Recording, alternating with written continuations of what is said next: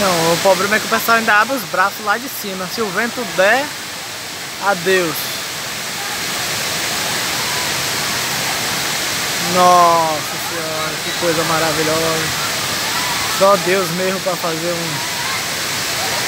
uma coisa tão linda dessa aqui, viu? Só Deus.